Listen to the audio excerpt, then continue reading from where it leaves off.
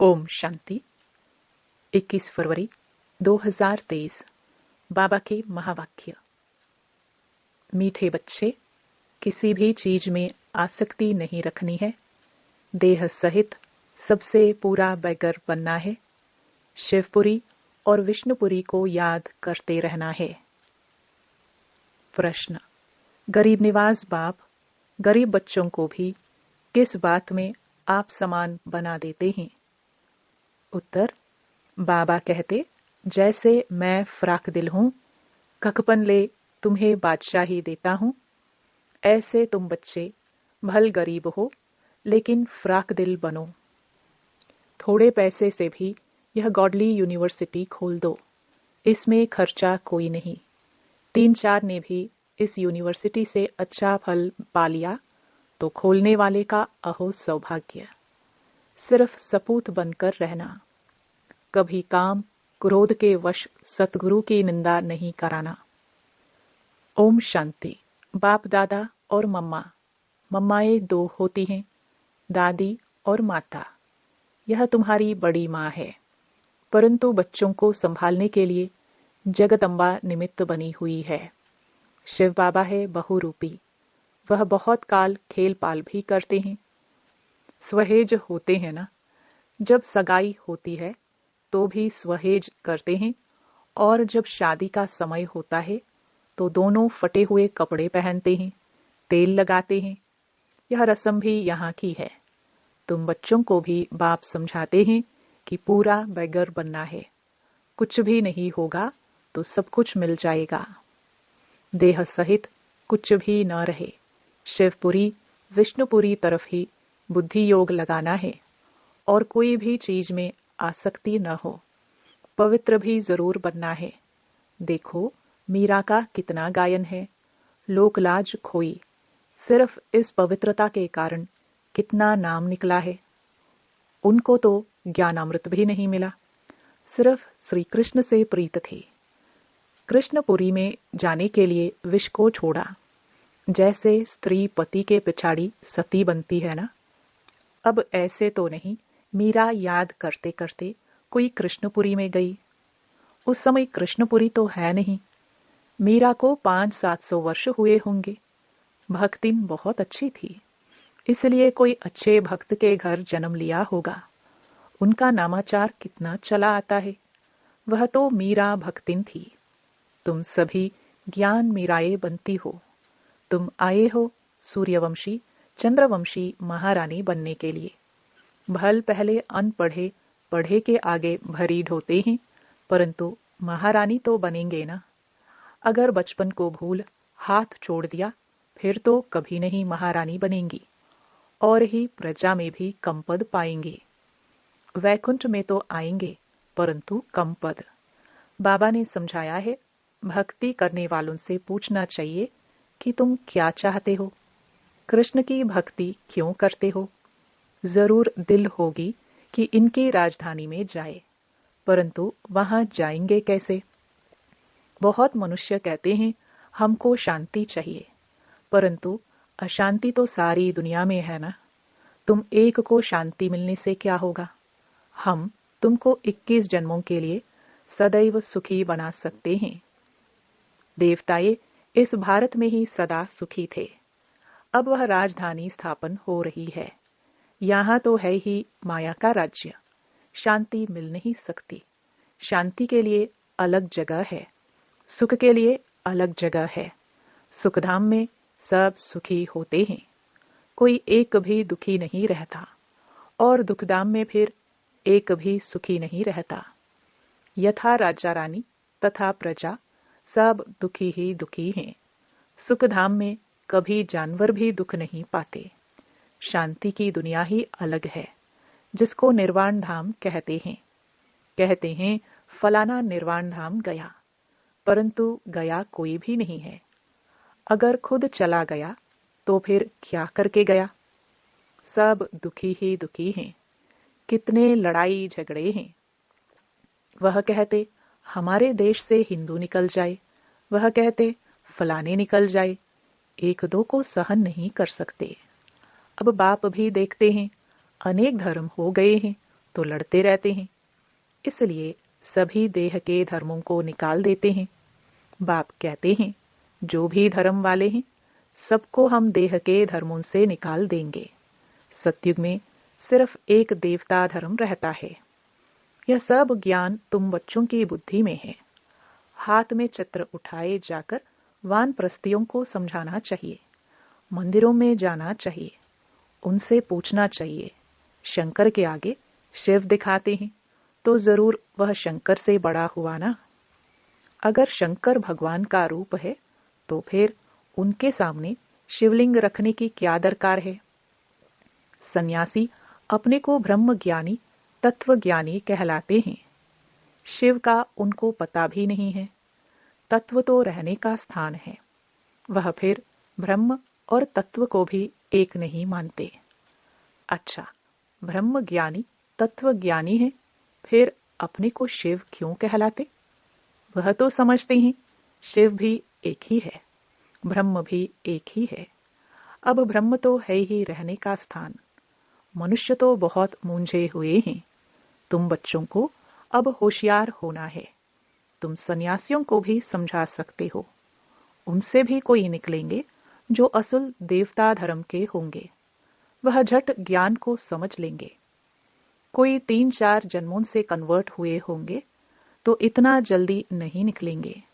ताजे गए होंगे तो झट निकलेंगे। बाबा में कशिश है ना। बाबा है चुंबक, आत्माएं हैं सुइयां।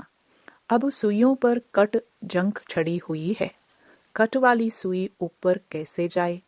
पंख टूटे हुए हैं। कट वाली चीज मिट्टी के तेल में डाली जाती है। बाबा भी इस ज्ञान अमृत से सबकी कट निकालते हैं। फिर हम सच्चा सोना बन जाएंगे। तुम अभी पत्थरनाथ से पारसनाथ बनते हो। भारत पारसपुरी था, अब देखो सोने का दाम कितना चढ़ गया है। फिर वहां बहुत सस्ता हो जाएगा। तो भारत जो अब पत्थरपुरी बना है वह फिर पारसपुरी बनेगा। हमारी बुद्धि में यह चक्र फिरता रहता है। सारा दिन चक्र बुद्धि में फिरेगा, तब ही चक्रवर्ती राजा रानी बनेंगे। दुनिया में इन बातों को कोई भी नहीं जानते हैं। तुम जानते हो, सतयुग में जो राज्य करते हैं उन्हों के 84 जन्म होते हैं। फिर त्रेता वालों के जरूर कम होंगे। कहाँ 84 जन्म, कहाँ फिर 84 लाख कह देते हैं।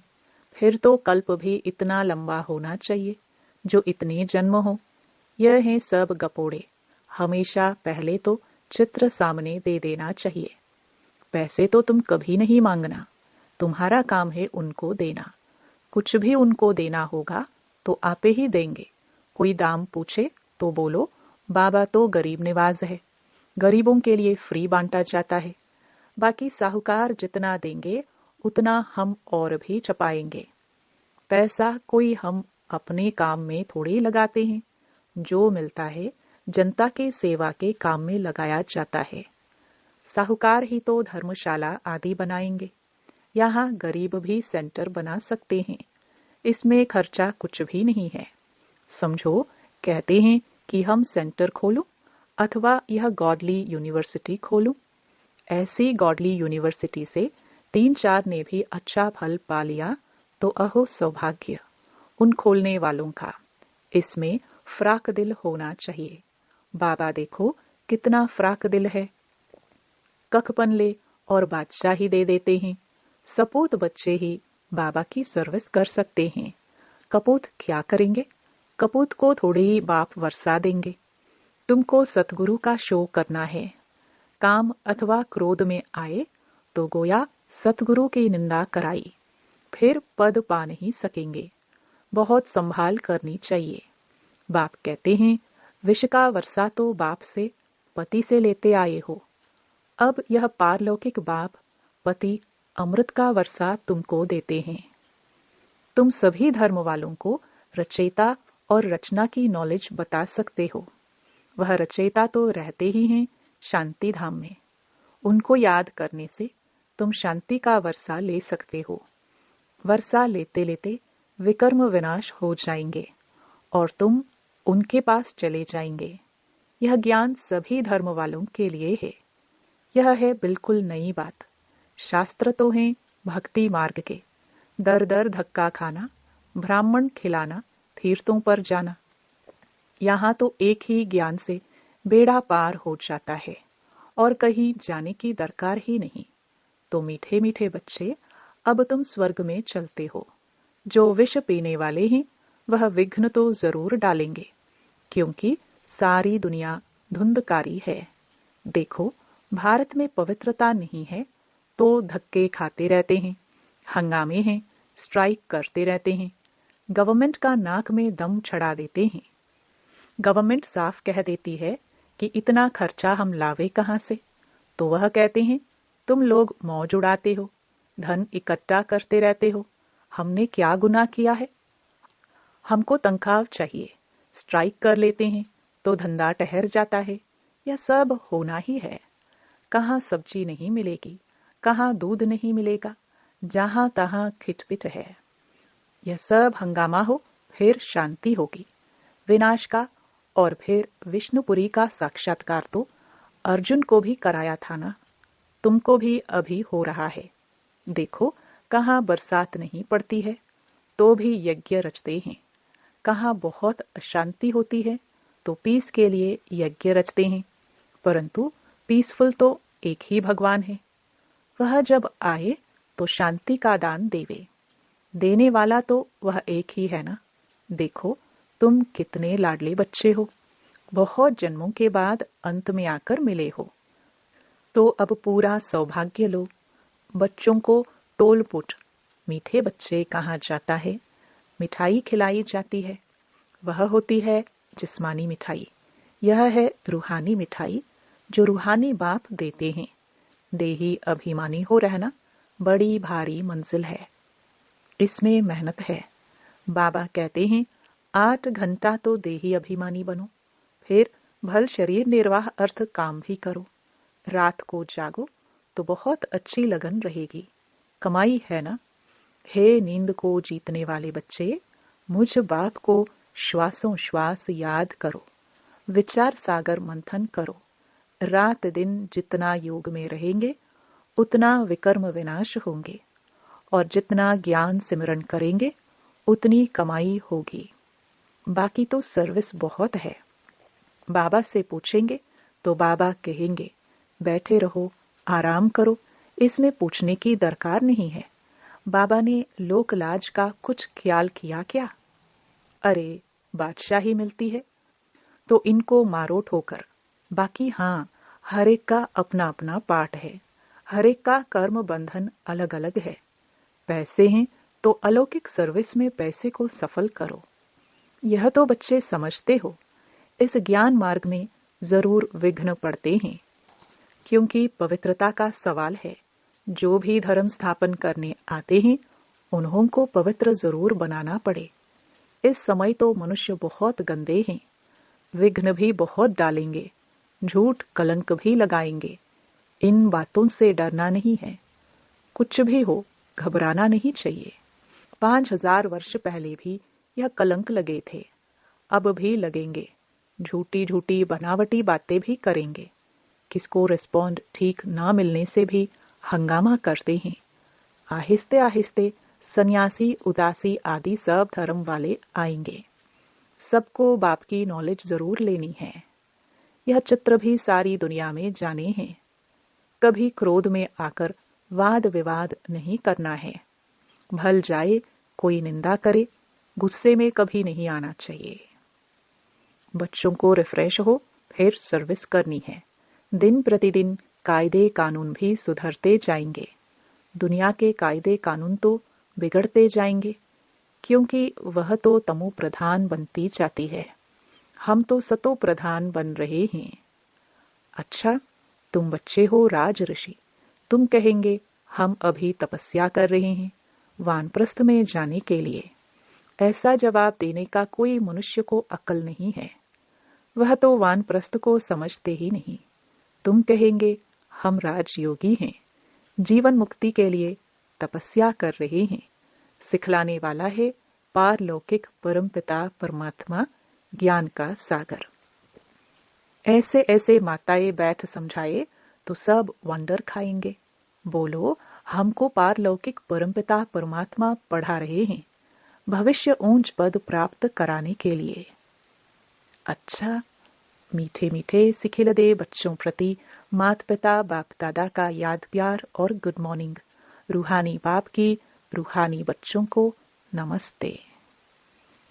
धारणा के लिए मुख्य सार। पहला, भल कोई निंदा करे, हमें गुस्से में नहीं आना है, किसी से भी वाद विवाद नहीं करना है, रिफ्रेश हो फिर सर्विस करनी है। दूसरा, नींद को जीतने वाला बनना है, रात को जाग कर भी बाप को याद करना है और ज्ञान का सिमरण करना है, देही अभिमानी रहने की प्रैक्टिस करनी है। वरदान, इंतजार को छोड़ इंतजाम करने वाले, वियोगी के बजाय सहयोगी सो सहज योगी भव। कई बच्चे इंतजार करते हैं कि यह छोड़े तो छूटूं, यह टकराव छोड़े तो छूटूं, लेकिन ऐसा नहीं होता। यह तो माया के विघ्न व पढ़ाई में पेपर समय प्रति समय भिन्न भिन्न रूपों से आने ही हैं। तो यह इंतजार नहीं करो कि फलाना व्यक्ति पास करे, फलानी परिस्थिति पास करे।